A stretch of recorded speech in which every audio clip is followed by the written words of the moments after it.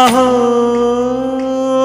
ఒక మనసుకు నేడే పుట్టిన రోజు,